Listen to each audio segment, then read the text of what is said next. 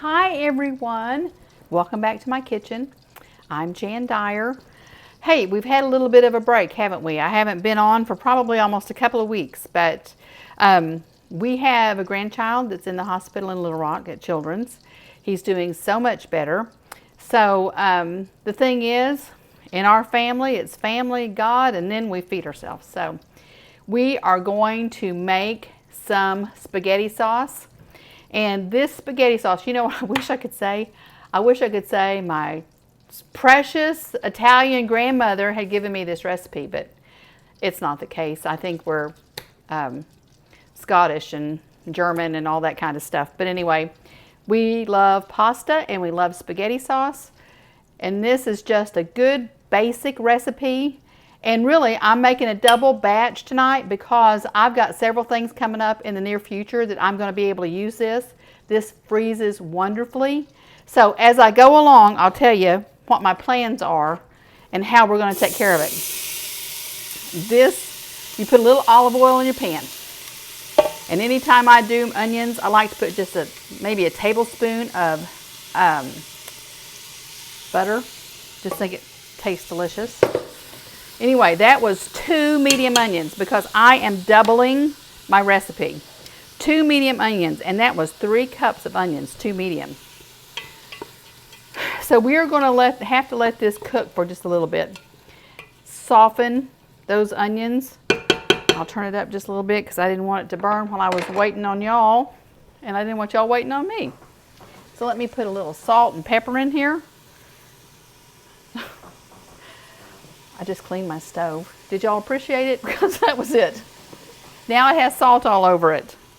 So let me put a little bit of pepper in it.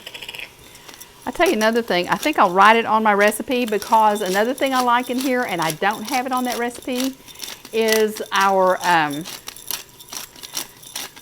red pepper flake. So I think I'll put that on there. And that's one thing that's really good. If you've got recipes that you use and you change them, it's always good to make that note on there because like that, I don't think I would have forgotten, but I need to put it on there because I think I shared this recipe with my son Nick not too long ago and it didn't have it on there. So we are letting those cook down. And I'll tell you what we're going to do while that probably needs about 4 or 5 minutes. When this is done, because what you see here is all it's going to take to make this delicious sauce. And it's simple to put together. But then you need to let it cook for 30 minutes. At the end of that 30 minutes, you need to let it cool down. And before you move on to your next step or to the next step that I'm doing tonight. Because my next step is going to be to freeze it. If I was going to be using it within the next day or two, I'd probably just keep some in the refrigerator. But because I'm going to double it, I'm going to divide the sauce once I see how much I've got at the end. Because I've got these 2 28-ounce cans of tomatoes. That's 56 ounces. So we'll just look and see how much we have and decide at that point how we need to divide it.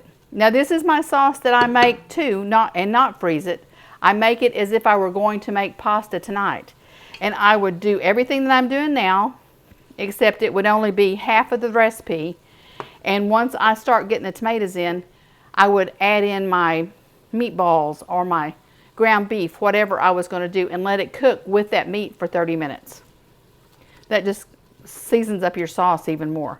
Let me grab my red pepper flakes. They should be right here, and go ahead and put some in before I forget.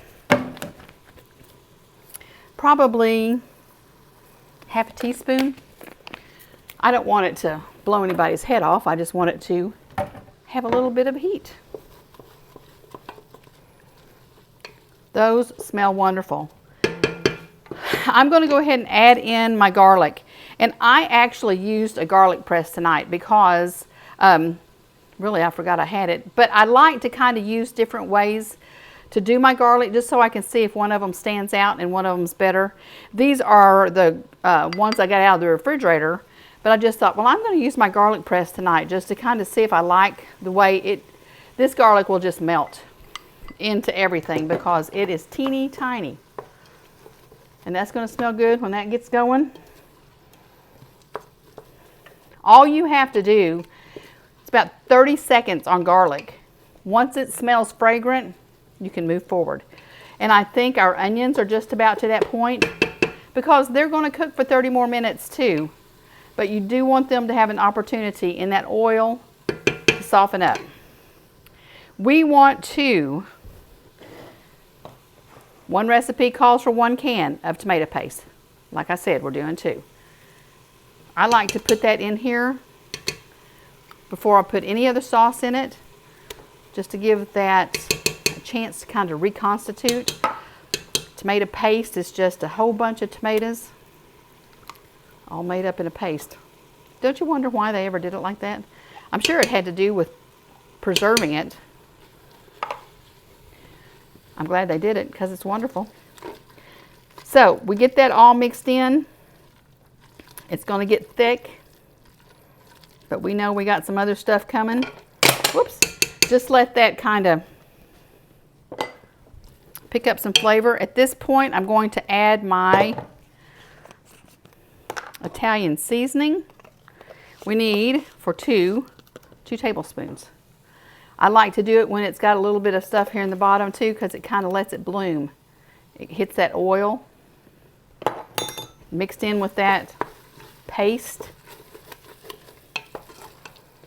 Boy, that smells good. We're in 5 minutes right now. That's about it. All right, let me get this stuff out of the way. Next, we're going to add 2 large cans of tomatoes. Now you can use tomato sauce, which I do that sometimes. If I have these San Marzano tomatoes from Italy, I'll use them. You can't find them all the time and they're a little bit more expensive. But because I've got some special things coming up that I'm going to be using this sauce for, I wanted it to be really, really special. And these are peeled whole tomatoes. So I'm going to take my potato masher and mash those up here in just a second. Get that all mixed in because you saw it was thickening up and I needed to get something in it, but that's soon not going to be a problem because I'm going to take my measuring cup that I had used for my onions, and I think it's going to take this whole thing. I think it's going to snap and pop at me. I'm going to put a lid on it here in just a second.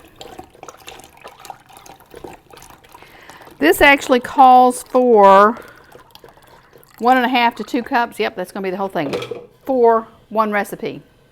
So for 2 recipes, I'm going to add this beef broth. You know what I've done before too, if I didn't have the beef broth, I have used those bouillon cubes in water. It works.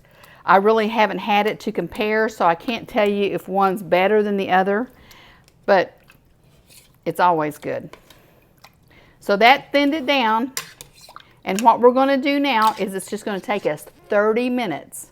We're going to let it cook, and what that's going to do is just bring all those flavors together, all those spices, and it's going to be delicious.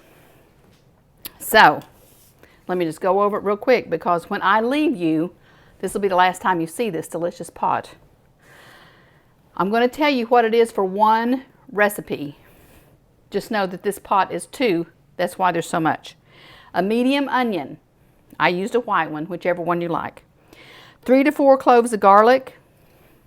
I probably used, well, salt and pepper. And saute that. Get that down. Get your onions in here first and get them down 3, 4, 5 minutes. Then add your garlic. I added my tomato paste. It's just 1 tomato paste. Then you've got to have one of those 28-ounce cans of tomatoes. And if you want to use tomato sauce, you can do that too, if you have a good tomato sauce. That's the one thing I have noticed. This is very simple, only a few ingredients. The better the ingredients, the better the product. Sometimes you can get away with it, but when you only have a few ingredients, stick with the best that you can use. Okay, now we've got our onions and garlic, salt and pepper. We've added in our tomato paste. Let that just get a little fragrant.